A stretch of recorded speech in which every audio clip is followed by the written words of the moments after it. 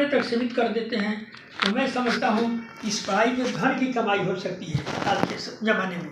लेकिन ग्यारहवीं पहले की जो सोचते हैं कि नहीं, जो पढ़ाई होती थी विज्ञान की, जो पढ़ाई होती थी कॉमर्स की, और उससे पढ़ लिख करके हमारे लोग जो थे, बच्चे थे, बेकार का हवाई जहाज उड़ाते थे। साधन नहीं था, लेकिन फिर भी हमारे वैज्ञानिक जो है ऐसे ऐसे हुए कि उनके असर तक आज के वैज्ञानिकों को पहुंचना आज के पढ़ाई के बल पर मुश्किल है कि वो वहाँ तक पहुँचेंगे। आप सुन रहे हैं श्री अमरदेव राय जी, जो एक रिटायर्ड शिक्षक हैं, और इनके द्वारा जो कही गई बातें हैं वह कहीं ना कहीं सत्य है, चरितार्थ हो रही हैं। वह जमाना था, वह दौर था, गुलामी के बाद देश आगे बढ़ रहा था। बहुत लोग अनपढ़ थे, कुछ लोग पढ़े थे, लेकिन जो कुछ पढ़े थे वह सबको पढ़ाने की ललक रखते थे। अपने बच्चों की तरह से बिठाकर पढ़ाया गया, लिखाया गया। कानूनें इतना जटिल नहीं थी जिसमें कि अभिभावक शिक्षक को कहीं ना कहीं पनिष्ट करा दे, और आज की जटिल कानूनों के दायरे में बंधा हुआ शिक्षक चाह कर भी पढ़ाने की ओर मुखरित नहीं हो पा रहा है। अब इसे कहा जा रहा है कि डिजिटल इंडिया होगा, डिजिटलाइज कर दिया गया व्यवस्था को। तो इससे वह चीज़ नहीं मिल सकता है जैसे नैतिक मूल्य है। तो पहले के एजुकेशन में एक नैतिक मूल्य होता था। शिक्षक किसी बिरादरी के हों, शिक्षक हैं, गुरुजी हैं, और किसी बिरादरी का अगर स्टूडेंट था तो श्रद्धापूर्वक पैर छूता था, उन्हें सम्मान करता था। वहाँ कोई जाति भेद नहीं था, लिंग भेद नहीं था।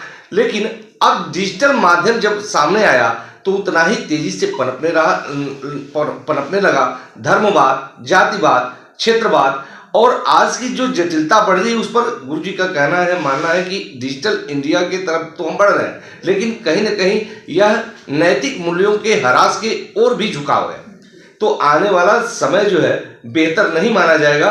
कहीं ना कहीं विद्यालयों में शिक्षकों को कुछ सहूलियत देनी चाहिए और नैतिक मूल्यों के आधार पर ही शिक्षा को देने और लेने का कार्य होना चाहिए। क्यों जी?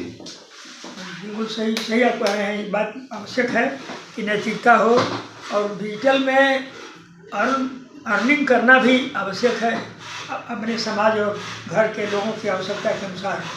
तो यह सभी संभव होगा कि जब हम सबसे पहले ईमानदार बने, चरित्र निर्माण करें। अगर ये भावना नहीं रहेगी तब संभव नहीं है, तब तो हम बिखरेंगे, हम कुछ नहीं करेंगे, पढ़ेंगे नहीं। और अब वर्तमान सरकार को भी आप दोष दीजिए, जो भी काम हो रहा है मैं देखता हूँ कि सभी काम, जितने काम कर रहे हैं अध्यापक ही करेंगे। 4 घंटा 5 घंटा स्कूल में कोल कागज तैयार करते हैं, ग्राम पंचायत का हिसाब किताब, वोट का हिसाब किताब, ये सब SIR बनाना। तो अब उसमें पढ़ाई की भी आवश्यकता कहाँ है? अब वो पढ़ाई संभव कहाँ से होगी? तो मैं तो बहुत प्रसन्न हूँ कि भला ऐसा सेमिनार हमारे ग्राम पंचायत नरेंद्र चंदन गुप्ता जी सचिव जो हैं, इस ग्रुप बड़े किया है। और आप मनोज जी हमारे परम शिष्यों में से शिष्य मैं मानता हूँ, न पढ़ते हुए भी हम हमारे शिष्य हैं, और ऐसे कार्यक्रमों में आप बहुत योगदान भी देते हैं। तो इसकी आवश्यकता है कि समाज में चेतनता है, उसको हिसाब मिले, वातावरण मिले कि नहीं, खेल कूद कायदे से हो, पढ़ाई लिखाई कायदे से हो। यानी कि कहीं ना कहीं सरकार को इस विषय पर सोचना होगा कि अगर शिक्षक है तो उनको शिक्षा से ही जुड़े रहने देना चाहिए। ऐसा ना हो कि शिक्षक एक क्लर्क बन जाए और क्लर्क की भूमिका में रहे। तो क्लर्क से एजुकेशन की बात करना उचित नहीं होता है। वो पढ़ा नहीं सकता है, वो कागज़ का काम कर सकता है, और शिक्षक शिक्षा दे सकता है। तो इस बात पर, इस विषय पर अवश्य ध्यान देना होगा कि इस आने वाले समय में शिक्षक शिक्षक की भूमिका में हो, बाकी अन्य अपने कार्यों में लगे। तभी संभव है कि नैतिक मूल्यों के साथ एक अच्छी व्यवस्था, सुव्यवस्थित व्यवस्था दी जा सकती है और शिक्षा को आगे बढ़ाया जा सकता है। जो आज शिक्षा के अभाव में जो समाज का ह्रास हो रहा है, कहीं ना कहीं रेप की घटनाएं हैं, भाई बहन को नहीं पहचान रहा है, बेटा बाप को नहीं पहचान रहा है, माँ जो है बेटे को नहीं पहचान रही है, यानी रिश्ते तार तार हो रहे हैं। और इसके पीछे एक ही वजह है, डिजिटल भारत या डिजिटल विश्व कहिए, और वास्तविकता से दूर होना। तो हम आज तक की सेवा यहीं समाप्त करते हैं। फिर मिलेंगे अगले एपिसोड में किसी अन्य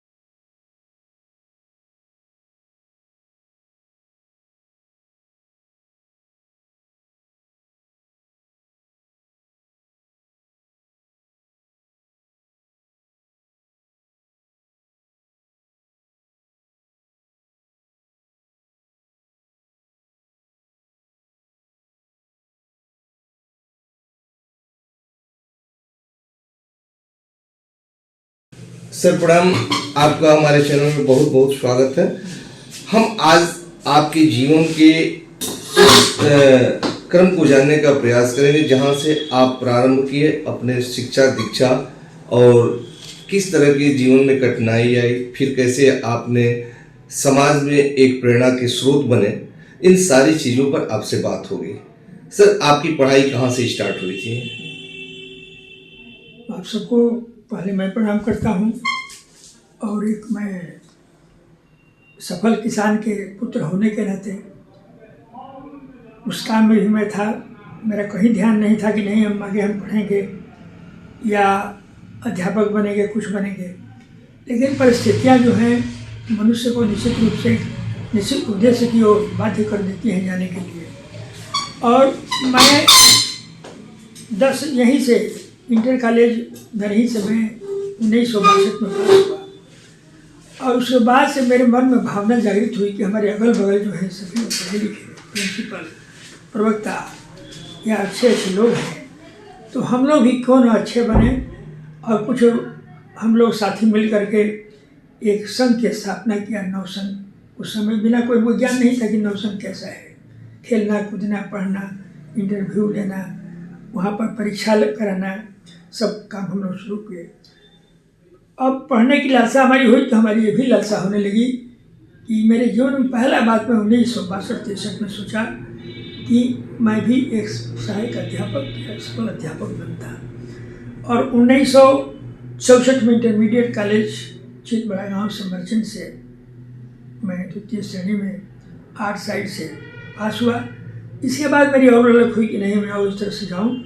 उस समय BA MA BEd ये सब करना जरूरी था। टाउन डिग्री कॉलेज बलिया से मैं BA किया 2nd क्लास, और इसके बाद काशी विद्यापीठ से मैं MA किया इतिहास से। लेकिन उनके अनुसार हमने देखा कि इतिहास से कोई अच्छा अध्यापक नहीं बन पाऊँगा। मेरी रुचि अंग्रेजी में भी थी, और इसलिए मेरा BA में था। और मैं गोरखपुर यूनिवर्सिटी से 1972 में मैं इंग्लिश में 3वीं श्रेणी से पास हुआ। जबकि बहुत बार बहुत से लोग प्रयास करते थे हमारे क्षेत्र में, कसमाबाद से लेकर के गांधीनगर तक, लेकिन लोग पास ही नहीं होते थे। मैं पास हुआ, और उसके बाद से मेरी ये भी भावना बनी कि मैं योग्य अध्यापक बनता। बड़े अच्छे अच्छे अध्यापक प्रिंसिपल हमको मिले जगह जगह से। और उन परिस्थितियों में, जैसे आपने प्रश्न कहा कि नहीं वर्तमान परिस्थितियाँ कैसे उसमें अपने ऐसा किया, तो परिस्थितियाँ थी हमारे पिताजी निश्चित रूप से किसान थे, लेकिन हमको पढ़ने के लिए बस कर यही कि पढ़ता है कि नहीं पढ़ता है, लिखता है कि नहीं लिखता है।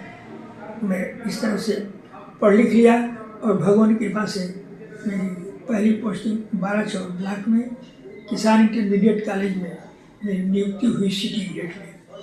और 5 वर्ष के बाद ही या 4 वर्ष के बाद ही पोस्ट खाली था, मेरा प्रमोशन हुआ 80 ग्रेड में, और वहाँ पर मैं 12 वर्षों तक पढ़ाया। गांव के लोगों ने कहा कि इतना सब रुचि लेता है सामाजिक काम में, सब आप लेते हैं आप लोग, ऐसे अध्यापक हमारे स्कूल में भी होते हैं। तो 1984 में दोनों समितियों ने मिल करके, दोनों डे हाउस लोगों ने मिल करके हमको यहाँ बुलाया। और मेरे मन में भी हो कि नहीं नहीं हम लोग कार्यक्रम कराएं, कुछ अध्यापकों को बुलाएं, कार्यक्रम कराएं, पढ़ाई लिखाई की बात सोचें। और इस तरह से सब उस समय आसान काम नहीं था।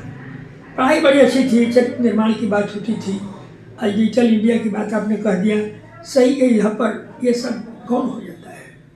आपने कहा कि भाई पढ़ाई सही नहीं कि सब हम पढ़ लेंगे, मोबाइल से ही लेंगे, पढ़ लेंगे, क्या पढ़ लेंगे। अब उस समय था हम लोग लड़कों को पीट देते थे, सज़ा भी देते थे, गार्जियन भी खुश होते थे, भाई बहुत अच्छा किया उन्होंने। अनुशासन प्रथम था। वर्तमान में परिस्थितियाँ बस वोट का ज़माना है, राजनीति में आकर के सरकारें जब आई, तो मैं मुख्य रूप से समझता हूँ कि उत्तर प्रदेश की शिक्षा व्यवस्था इन लोगों ने बर्बाद किया। अब डांटने का भी हमको नहीं था। जब सपा की भाजपा की गवर्नमेंट आई तो हम उसका मानसिक संतुलन लड़के का बिगड़ जाएगा, आपको सजा होगी, हम बोल नहीं पाते थे। बहुत से अध्यापक, बहुत से लड़के, वर्तमान थोड़ा सा और समय बीता तो एक से एक मुश्किल सपा का साम्राज्य हुआ। बहुत से लोग आ गए जहाँ पर अनुशासन शासन की बात नहीं थी, जब हम लोग छुरा रख करके और पर्चा बनाना था, कॉपी लिखना था, अध्यापक लिखाते थे, नैतिक पतन भी हुआ। लेकिन उस अवस्था में भी हम लोगों ने प्रयास करके ऐसा मॉडल बना कि नहीं, हम नकल नहीं होने देंगे और हम पढ़ाई करें कि हमारे अच्छे बच्चे जो हैं निक से निकलें। तो ईमानदारी से हम लोग 42 वर्ष में निश्चित अपने पढ़ करके और आप लोग के सामने में साक्ष्य के रूप में हर कार्यक्रम में भी मैं यथाशक्ति सहायता भी करता हूँ और मैं ठीक से हो, कायदे से हो और हमारे अच्छे लड़के जो हैं उसमें आगे बढ़ें, क्योंकि अनुशासन नहीं रहेगा कोई खेल, कोई शिक्षा संभव नहीं हो सकती। सबसे बड़ी बात है सर कि आप लोग जब बचपना में थे उस समय अभिभावक पढ़े लिखे नहीं थे, उन्हें अक्षर ज्ञान के अलावे और यह नहीं था कि हम अपने बच्चे को कैसे पढ़ा सकते हैं, लेकिन उस परिवेश में भी एक अनुशासित व्यवस्था के अंतर्गत उन शिक्षकों की सानिध्य में आप लोगों ने शिक्षा लिया, जिनको यह अधिकार था कि आपको माँ बाप की तरफ से डांट सकते हैं, आपको पनिश कर सकते हैं, और उसका परिणाम हुआ कि आप एक योग्य शिक्षक बने। इतना ही नहीं, आपके पढ़ाए हजारों बच्चे आज भी आपको श्रद्धा से नमन करते हैं। ये सारी प्रक्रियाएं जो आज के परिवेश में है, क्या आपको लगता है कि जो आज की आधुनिक पढ़ाई है वह कहीं उस दिशा में चलेगी जैसे कि आप लोगों ने किया? नहीं, तो बहुत प्रश्न आपका अच्छा है और हमको सीखना है, इसका प्रसार प्रचार भी करना है कि अगर यही स्थिति रही तो किसी भी तरह से ये हमारी वर्तमान डिजिटल एजुकेशन जो है उसके तरफ नहीं जा सकता। राष्ट्र कमज़ोर होगा, चरित्र निर्माण नहीं बन पाएगा निश्चित रूप से। ये हमें अपना अनुभव है कि ये नहीं होगा। अगर है तो इसके साथ चरित्र निर्माण की भी बात सोची जाए, उसके बारे में सोचा जाए, ऐसे पाठ्यक्रम निश्चित किए जाए यहाँ पर बढ़िया से खेलें, बढ़िया से अपना चरित्र निर्माण करें, तब ये संभव है। आज के परिवेश में जो डिजिटल पढ़ाई हो रही है इसका कहीं ना कहीं बुरा असर होगा। इससे इस पढ़ाई से हम उस ऊंचाई तक नहीं जा सकते हैं जिन ऊंचाइयों को आज तक छुए हैं। आपके जमाने में जो पनिश करके पढ़ाया गया था उसका परिणाम हुआ कि आज हम हवाई जहाज उड़ाते हैं।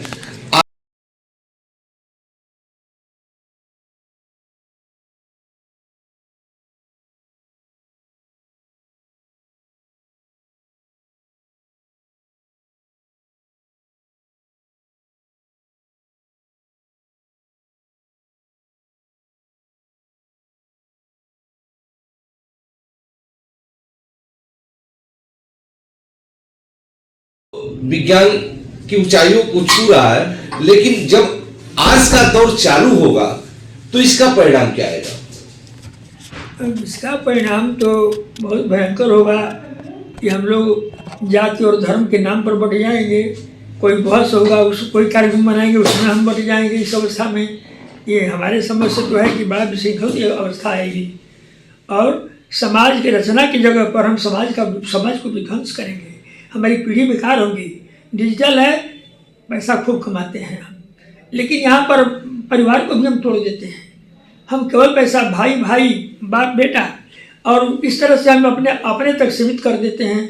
तो मैं समझता हूँ इस पढ़ाई में धन की कमाई हो सकती है आज के ज़माने में, लेकिन पहले की जो सोचते हैं कि नहीं, जो पढ़ाई होती थी विज्ञान की, जो पढ़ाई होती थी कॉमर्स की, और उससे पढ़ लिख करके हमारे लोग जो थे, बच्चे थे, हवाई जहाज उड़ाते थे। साधन नहीं था, लेकिन फिर भी हमारे वैज्ञानिक जो है ऐसे हुए कि उनके असर तक आज के वैज्ञानिकों को पहुंचना आज के पढ़ाई के बल पर मुश्किल है कि वो वहां तक पहुंचेंगे। आप सुन रहे हैं श्री अमरदेव राय जी, जो एक रिटायर्ड शिक्षक हैं, और इनके द्वारा जो कही गई बातें हैं वह कहीं ना कहीं सत्य है, चरितार्थ हो रही हैं। वह जमाना था, वह दौर था, गुलामी के बाद देश आगे बढ़ रहा था। बहुत लोग अनपढ़ थे, कुछ लोग पढ़े थे, लेकिन जो कुछ पढ़े थे वह सबको पढ़ाने की ललक रखते थे। अपने बच्चों की तरह से बैठाकर पढ़ाया गया, लिखाया गया। कानूनें इतना जटिल नहीं थी जिसमें कि अभिभावक शिक्षक को कहीं ना कहीं पनिश करा दे, और आज की जटिल कानूनों के दायरे में बंधा हुआ शिक्षक चाह कर भी पढ़ाने की ओर मुखरित नहीं हो पा रहा है। अब इसे कहा जा रहा है कि डिजिटल इंडिया होगा, डिजिटलाइज कर दिया गया व्यवस्था को, तो इससे वह चीज नहीं मिल सकता है जैसे नैतिक मूल्य है। तो पहले के एजुकेशन में एक नैतिक मूल्य होता था। शिक्षक किसी बिरादरी के हों, शिक्षक हैं, गुरुजी हैं, और किसी बिरादरी का अगर स्टूडेंट था तो श्रद्धा पूर्वक पैर छूता था, उन्हें सम्मान करता था। वहां कोई जाति भेद नहीं था, लिंग भेद नहीं था। लेकिन अब डिजिटल माध्यम जब सामने आया तो उतना ही तेजी से पनपने लगा धर्मवाद, जातिवाद, क्षेत्रवाद। और आज की जो जटिलता बढ़ गई उस पर गुरु जी का मानना है कि डिजिटल इंडिया की तरफ तो हम बढ़ रहे हैं, लेकिन कहीं ना कहीं यह नैतिक मूल्यों के ह्रास के ओर भी झुकाव है। तो आने वाला समय जो है बेहतर नहीं माना जाएगा। कहीं ना कहीं विद्यालयों में शिक्षकों को कुछ सहूलियत देनी चाहिए और नैतिक मूल्यों के आधार पर ही शिक्षा को देने और लेने का कार्य होना चाहिए। क्यों जी? बिल्कुल सही आप कह रहे हैं। ये बात आवश्यक है कि नैतिकता हो और डिजिटल में अर्निंग करना भी आवश्यक है अपने समाज और घर के लोगों की आवश्यकता के अनुसार। तो यह सभी संभव होगा जब हम सबसे पहले ईमानदार बने, चरित्र निर्माण करें। अगर ये भावना नहीं रहेगी तब संभव नहीं है, तब तो हम बिखरेंगे, हम कुछ नहीं करेंगे, पढ़ेंगे नहीं। और अब वर्तमान सरकार को भी आप दोष दीजिए, जो भी काम हो रहा है मैं देखता हूँ कि सभी काम जितने काम करने हैं अध्यापक ही करेंगे। 4 घंटा 5 घंटा स्कूल में कोल कागज तैयार करते हैं, ग्राम पंचायत का हिसाब किताब, वोट का हिसाब किताब, ये सब SIR बनाना। तो अब उसमें पढ़ाई की भी आवश्यकता कहाँ है? अब वो पढ़ाई संभव कहाँ से होगी? तो मैं तो बहुत प्रसन्न हूँ कि भला ऐसा सेमिनार हमारे ग्राम पंचायत नरेंगे चंदन गुप्ता जी सचिव जो हैं इस बड़े किया है। और आप मनोज जी हमारे परम शिष्यों में से शिष्य मैं मानता हूँ, न पढ़ते हुए भी हम हमारे शिष्य हैं और ऐसे कार्यक्रमों में आप बहुत योगदान भी देते हैं। तो इसकी आवश्यकता है कि समाज में चेतनता है, उसको हिसाब मिले, वातावरण मिले कि नहीं खेल कूद कायदे से हो, पढ़ाई लिखाई कायदे से हो। यानी कि कहीं ना कहीं सरकार को इस विषय पर सोचना होगा कि अगर शिक्षक है तो उनको शिक्षा से ही जुड़े रहने देना चाहिए। ऐसा ना हो कि शिक्षक एक तो क्लर्क से एजुकेशन की बात करना उचित नहीं होता है। वो पढ़ा नहीं सकता है, वो कागज का काम कर सकता है और शिक्षक शिक्षा दे सकता है। तो इस बात पर, इस विषय पर अवश्य ध्यान देना होगा कि इस आने वाले समय में शिक्षक की भूमिका में हो, बाकी अन्य अपने कार्यों में लगे। तभी संभव है कि नैतिक मूल्यों के साथ एक अच्छी व्यवस्था, सुव्यवस्थित व्यवस्था दी जा सकती है और शिक्षा को आगे बढ़ाया जा सकता है। जो आज शिक्षा के अभाव में जो समाज का ह्रास हो रहा है, कहीं ना कहीं रेप की घटनाएं हैं, भाई बहन को नहीं पहचान रहा है, बेटा बाप को नहीं पहचान रहा है, माँ जो है बेटे को नहीं पहचान रही है, यानी रिश्ते तार हो रहे हैं। और इसके पीछे एक ही वजह है, डिजिटल भारत या डिजिटल विश्व कहिए और वास्तविकता से दूर होना। तो हम आज तक की सेवा यही समाप्त करते हैं, फिर मिलेंगे अगले एपिसोड में किसी अन्य शिक्षक से। बहुत बहुत धन्यवाद आप लोगों का आशीर्वाद।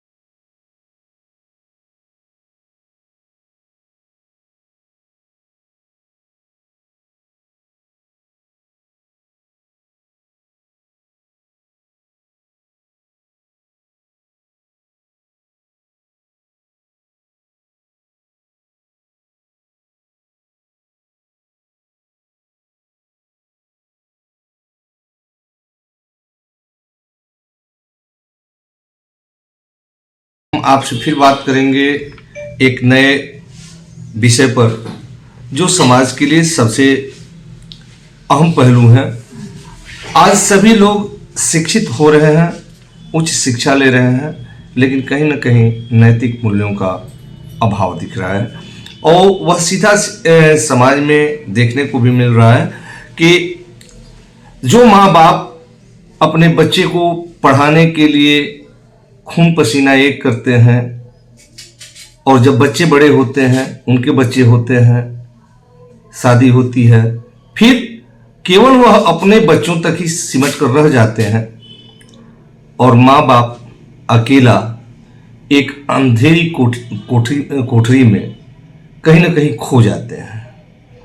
अंत समय में उन्हें पानी देने वाला तक नहीं मिलता है, या तो किराए का आदमी मिलता है और नहीं तो शायद वह भी नसीब नहीं होता है, सोफे पर मरी पड़ी लाश मिलती है। इसके पीछे समाज में नैतिक मूल्यों का ह्रास सबसे बड़ा विषय है और इसी पर आपसे चर्चा होगी कि शिक्षा में किस तरह के बदलाव होने चाहिए और किस तरह के से लोगों को शिक्षित किया जाना चाहिए।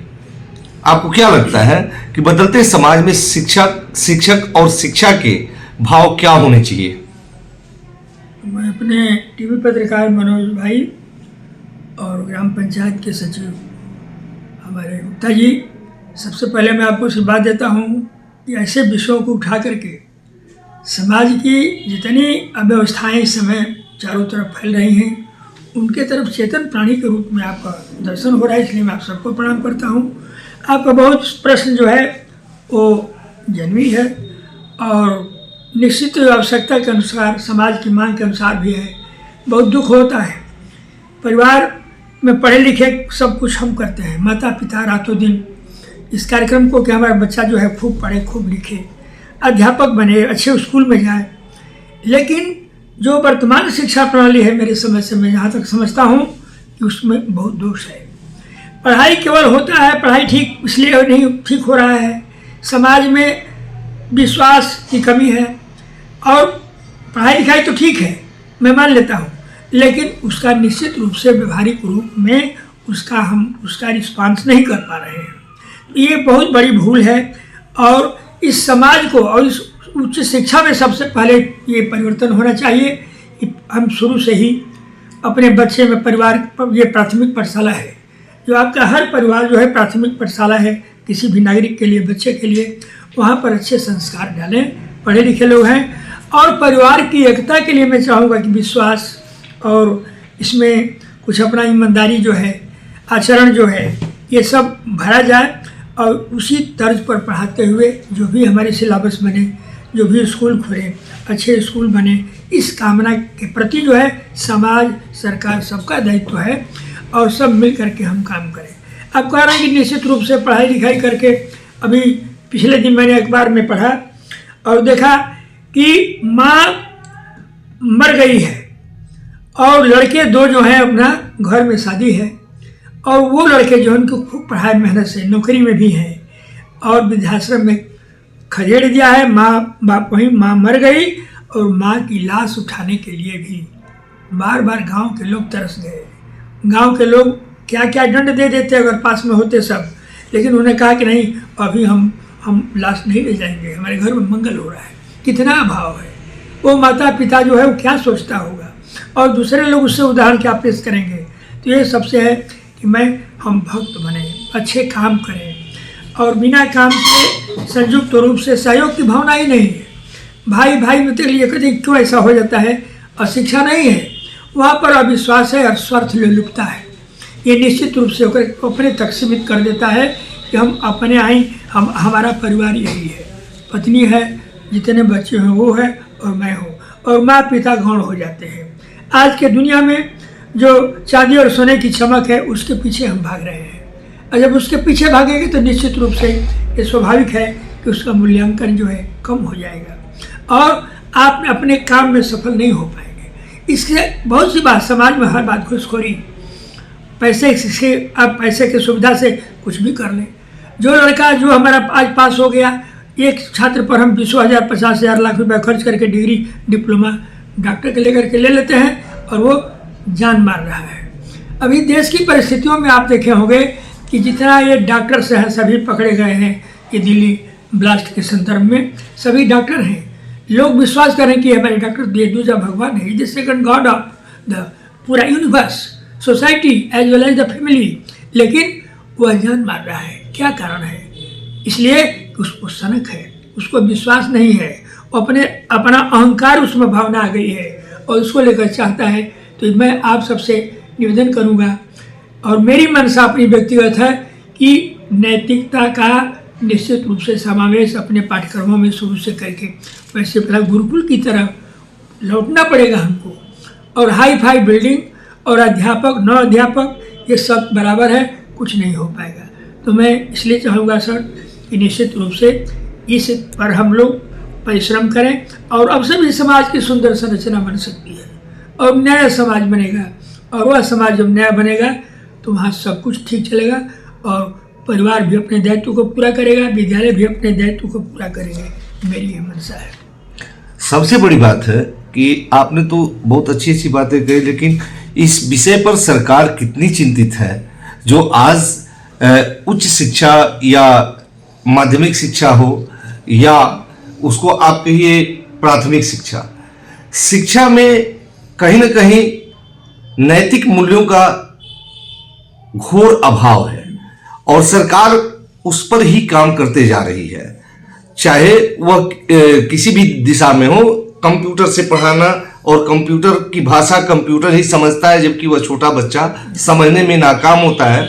वह केवल वही भाषा समझ सकता है जो उसके योग्य होती है। कंप्यूटर गेम हो या अश्लीलता भरी बातें, जबकि इससे समाज में कुछ लेना देना नहीं, बल्कि समाज को इससे इतर करके कुछ गीता महाभारत पुराण वेद उपनिषद जो हमारे ऋषि मनीषियों की सोच है उसको उतारने की जगह कंप्यूटर में तरह तरह के ऐप डाउनलोड हो रहे हैं जो कहीं ना कहीं बच्चों को दिग्भ्रमित करते हैं। तो सरकार को इस पर जरूर सोचना चाहिए कि हम किस तरह से नैतिक मूल्यों का समावेश करें, जैसा कि आपने कहा, तभी जाकर समाज को नई दिशा मिल पाएगी। और नहीं तो आने वाले समाज में हर घर में माँ बाप बेड पर मरे ही मिलेंगे। जी, तो यही निश्चित रूप से राजा मैं इस बात से इसी बात को मैं बोल रहा था। यही सबसे पहली कमी जो है, सरकार नियम बना देती है, उसका क्रियान्वयन सही नहीं होता है। स्कूल खुल गए, पढ़ाई लिखाई होगी, कार्यक्रम 20 रंग का मैं देख रहा हूँ 40 वर्षों से कि टाइम टेबल बदल दो केवल, या पढ़ाई का समय बदल दो, लेकिन न पढ़ाई समय से होगा, न घंटा बजेगा, छुट्टी कब हो जाएगी। खाने पीने की व्यवस्था एक साधारण ले लीजिए, उस परिवार के फंड में पैसा डाल दीजिए कि वो पढ़ावे लिखावे, उसके लिए व्यवस्था करें, मोजा के लिए, जूता के लिए। अब वो जो है उसमें भी कमीशन पूरा स्कूल खोल करके, और स्कूल के जो अधिकारी हैं वो खुलेआम घूस ले रहे हैं, कमीशन ले रहे हैं। तो क्या वहाँ पर आप सोच सकते हैं कि वहाँ बहुत नैतिक पढ़ाई होगी? वो अध्यापक जो 20 लाख रुपया दे करके, अभी बगल में हमारे रामराज विद्यालय में आप सुने होंगे कि बड़े एक करोड़पति हैं बाबू, ये सूद चलाते हैं करोड़ों रुपया का, सागर पाली के ब्लॉक प्रमुख भी हैं। उनका लड़का जो है आपका चल होगा 60 लाख रुपया दे करके सहायक अध्यापक होगा। तो जब वो होगा तो वो पढ़ाएगा। जब हमारी नौकरी इंजीनियर में, वो बरसियर में पैसे पर हो रही है, तो क्या आप सोचेंगे कि वो पुल बनाएगा, वो डैम बनाएगा, और निश्चित रूप से वो पैसा वसूलेगा? तो यही बात है कि ये पूरा सरकार का इसमें दोष है, गवर्नमेंट का दोष है। जो संचालित जो पार्टी या जो शक्तियाँ हैं उनको इसके ऊपर सुपरविजन क्या होगा? SDI बना है, जांच करता है, SDI स्कूल पर नियम बना दिया है, खूब उसको निक से मिठाई खिलाइए, फल खिलाइए, खा करके खूब बढ़िया खुश है, उसमें वो भी यानी कहीं ना कहीं लॉर्ड माइकाले की शिक्षा पद्धति से जी देश आगे नहीं बढ़ेगा। नहीं, उसको तो बदलना पड़ेगा, वो तो लौट के आना होगा वैदिक शिक्षा पद्धति पर। जी, जैसे गुरुकुल चलते थे, आज भी उस भाषा को पढ़ना पड़ेगा, तभी माँ बाप, भाई बंधु या अन्य हमारे रिश्ते कायम हो पाएंगे, अन्यथा यह संभव नहीं होगा। यानी सरकार को इस पर एक ठोस कदम उठाने की जरूरत है, न कि मैकाले की शिक्षा पद्धति की तरफ बढ़ना। मैकाले की शिक्षा तो इसीलिए वो बनाया था कि हमारे लड़के जो हैं, जुआ बारे जो हैं, वो ठीक से न पढ़ सके, न जान सके, वो केवल खाते पीते रहे और ऐसे ही कम पढ़ाई लिखाई में अपने चौकीदार और सिपाही बनते रहे। इसीलिए इसको अपने सही कहा है इस बात को कि मैकाले की पद्धति नहीं, एक नई पद्धति चलाएगी। उससे तो हमारी पुरानी पद्धति जो थी, चाट पर बैठ करके हमारे ऋषि मुनि जो पढ़ाई करते थे वो बड़ी अच्छी थी, बड़े हम सुखी थे, पावन थे, परम पवित्र थे हम, हमारे विचार भी शुद्ध थे, माता पिता के प्रति हम समझते कि हमारे देवता है। और ये भावना जब तक नहीं आएगी तब तक संभव नहीं है। और ये समाज और सरकार दोनों को मिल करके इस कार्यक्रम को करना होगा, परिवार को इसमें अहम भूमिका निभानी पड़ेगी। तब मैं समझता हूँ कि निश्चित रूप से एक नया समाज बनेगा। क्या लगता है आपको कि आज के समाज में आज की सरकार क्या मैकाले के विरुद्ध जा रही है? बिल्कुल बिल्कुल विरुद्ध जा रही है, लेकिन उसका मैं कह रहा हूँ कार्य जो है उसका कार्यान्वयन सही नहीं हो रहा है। मैकाले की शिक्षा वो नहीं चाहती है, या हमारी पद्धति जो पुरानी थी उसको भी गवर्नमेंट नहीं चाहती है। वो अपना हान फान करके अपना खोल दिया, सब बना दिया, नियम कानून। मालूम हमारा लड़का जो है कि सूट बांध करके प्राइमरी में पढ़ता है और केवल अंग्रेजी जानता है। मैन और वुमेन क्या है जान गया, मैन की single, he did not know the single spelling of the any word but only he discusses. अब उसमें अब पढ़ाई नहीं, जानता ही नहीं है। जब भी हमारे भाषा जो हमारे पूर्वज थे, मीरा, कबीर दास, हमारे अच्छे अच्छे साहित्यकार द्विवेदी जी, ये सब उसमें से निकाल दिए गए हैं। अब डिजिटल के रूप में जैसे आपको आना है केवल पढ़ाया जा रहा है, बस लड़का पढ़ रहा है, अपना खूब प्रसन्न है, अपना टाई भी बांध करके आ गया, कुछ सो देते हैं तो तुरंत बोलता है थैंक यू। लेकिन आप कह दें कि अरे बेटा what is the spelling of thank you, can you tell मी?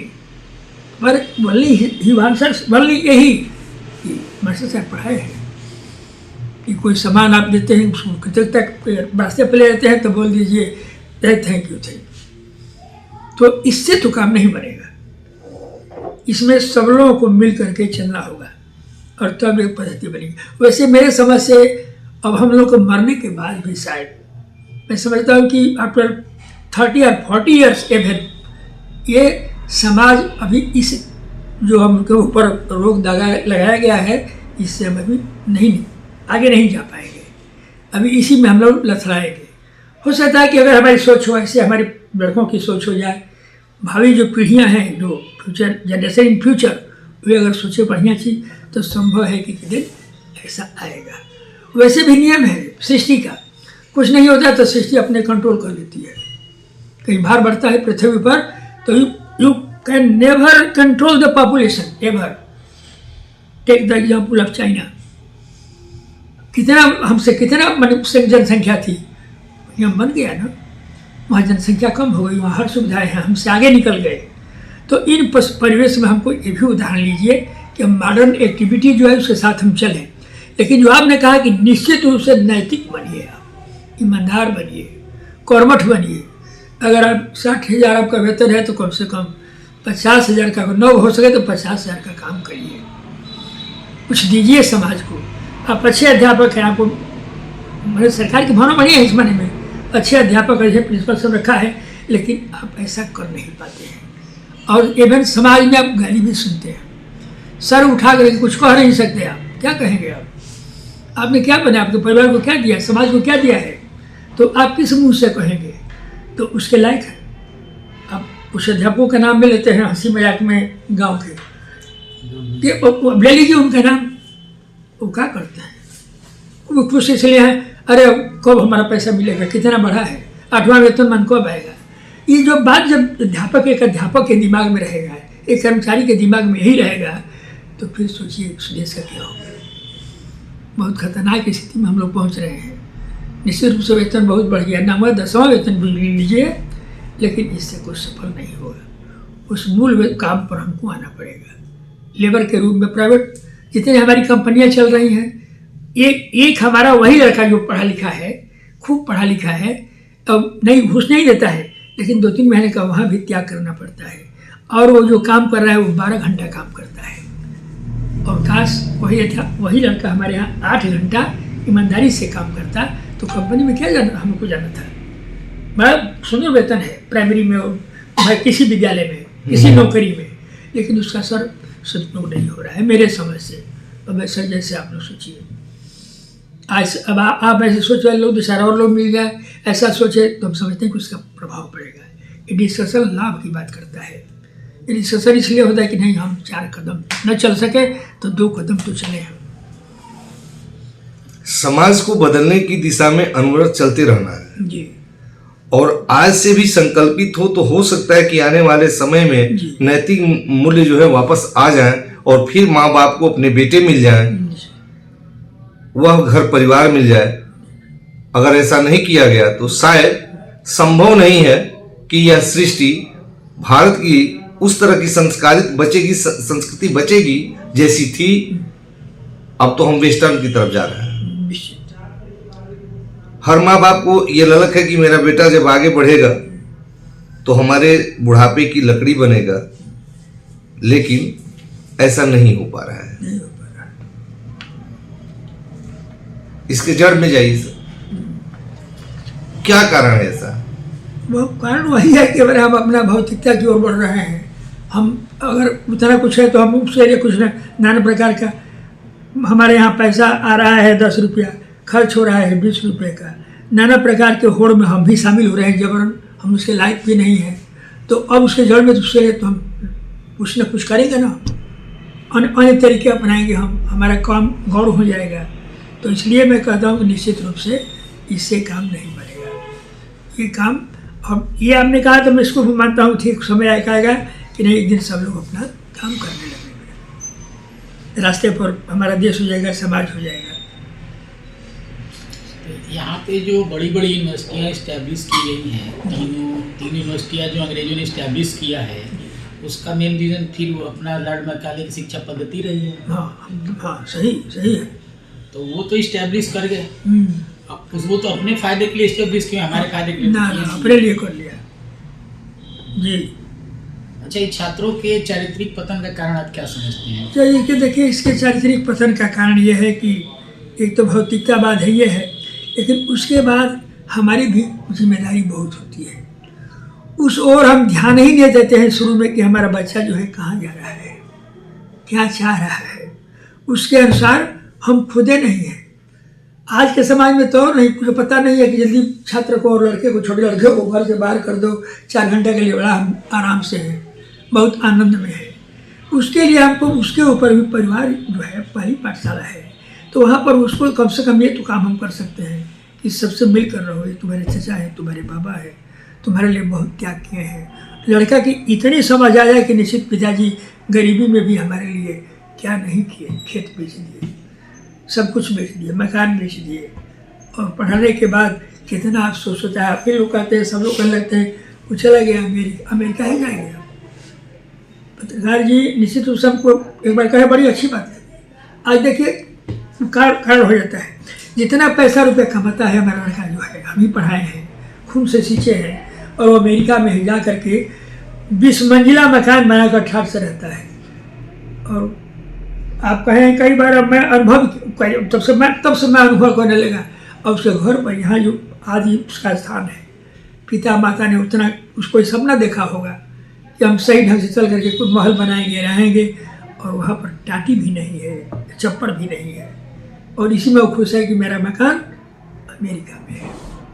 तो ये जब भावना रहेगी तो हम सोच रहे हैं कि वो यूनिवर्सिटी हमारे चाहे जो कुछ बने संभव नहीं है। यानी हमको कहीं ना कहीं उस नैतिक मूल्यों के साथ ही आगे बढ़ना होगा जो हमारे पूर्वजों ने हमें गिफ्ट में दिया है। ये जो कुछ कहे हैं, बड़े अच्छे थे हमारे बाबा, हमारे दादा, हम देखते ही थे, कुछ नहीं जानते थे, रामायण को कंठस्थ याद हो गया था।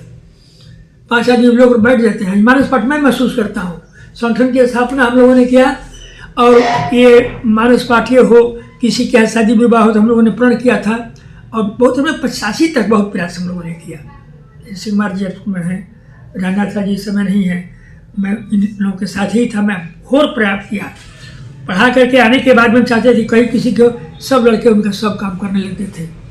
वहाँ पर रामायण पढ़ने में 20,000 रुपये की आवश्यकता नहीं है कि वो बड़े बड़े लगा करके माइक लगा करके गांव का प्रचार सुनाइए, और बगल में जो हमारे मरीज हैं, अब तब हुए हैं, रात दिन पैसा दिक्कत है कितनी है। सुबह ये लोग अच्छा, इसका क्या शौक है? इसका कोई शौक नहीं है, लेकिन ये लोग इस तरह हमारे ही विद्यालय पर इस साल बहुत हमारे व्यवस्था पे कि नहीं, सब चले गए, ये सब तो बंद ही हो गया। लेकिन अब अफसोस हुआ कि पार्टी कमेटी के लोग बुला दिए और कमेटी रात भर खाती न खाई न पी ही और ये लोग सोए रहे लोग। और उसके बाद उसका फल क्या होगा? जो पढ़ रहा है वो फल लेगा, उसका रुपया भी देते हैं और अब घर में सोते हैं लोग करके हमने लगा दिया। भगवान का भजन नहीं, भगवान का भजन फूल चढ़ाने से और इससे नहीं होगा, इसी 8 नंबर को भी छोड़ना पड़ेगा। ये दिखाना जरूरी है कि सवेरे ही सब स्नान स्नान करके कूदने लगे चारों तरफ, अगरबत्ती 4 हाथों में, इधर 4 हाथी लेकर के खूब हम पुजारी हैं, तो इससे समाज नहीं बनेगा।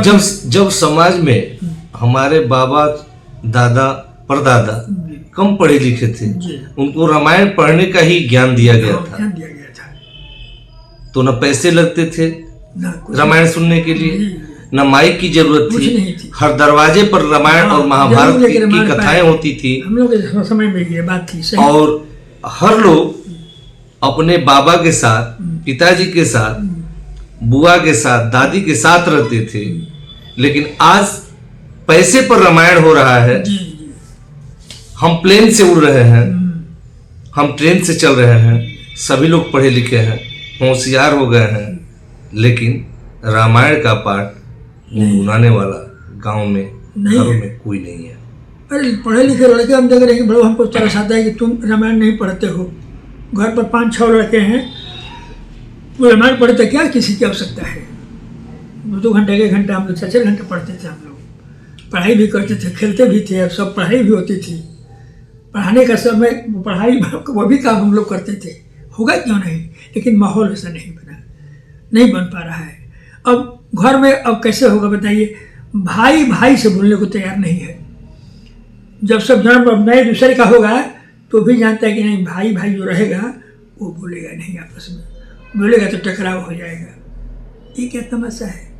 कोई भी काम करता है, खेती बाड़ी वाला अपने मन से काम कर रहा है, जरा बैठ करके 2 मिनट से कुछ पढ़ाई लिखाई कुछ बात होती, ये खेत इसमें ये बो दिया जाए, इसमें ये बो दिया जाए, भैया क्या बोले हो, ये भी पूछेगा तो कोई नाराज हो जाएगा। वो विश्वास का भाव, विश्वास का भाव है। और लड़का जो मैंने प्रसन्न कितना बाबा दादा को लेकर के अपना कितना ठाट से खिलाते थे, पढ़ाते थे, सिखाते थे। बबुआ ये तो नाम डम्पू नाम रखा जाएगा, मिंटू रहेगा। वह पहले भी जमाना कृष्ण, गौतम, गुलाब ऐसे नाम रखे जाते थे कि किसी न किसी तरह से आप भगवान की तरफ चलिए, सदाचार की तरफ चलिए। इन बातों का भाव है। अब ये जब नहीं होगा तो काम तो नहीं होगा। अब घर पर बहुत जल्दी भगे यहाँ से। उसके बाद नियंत्रण भी नहीं है। इंटॉक्सिकेशन जो है, नशा वाला जो है, ये भी समझिए कि 10% इसका हाथ है समाज को ले जाने में। बगल में ही हमारे 2 हैं, रात आप नहीं विश्वास करेंगे 2 लाख की बिक्री रोज कर देते हैं। 2 लाख की क्या बिक्री करते हैं? किस चीज़ की? हीरोइन। आज भी टुडे जब उतरा है। इसका तो कोई प्रमाणिक नहीं कह सकते। नहीं समझते हैं। मैंने 2 लाख बेचे, 1 लाख 2 लाख तो ये बड़ा मतलब सब लोग का खरीद लिया, सब बगीचा और खेत सबका ले लेता है। कहाँ से पैसा उसके पास आ गया? कहीं से भी हो, लेकिन इसका नहीं कह सकते हैं ये, क्योंकि नहीं ठीक है। अरे सही कहते हैं, अब वो सही कहते हैं। लेकिन मैंने ये कहा कि मैंने अब इसका भी तो असर होता है ना कि हम क्या पढ़ेंगे, क्या हम नौकरी करेंगे। नौकरी करके 10,000 मिल रहा है, 20,000 मिल रहा है, लड़का हमारा भाग गया कहाँ है, तब इसी में गर्व करते हैं कि पूना में है, वो टाटा स्टील में काम करता है।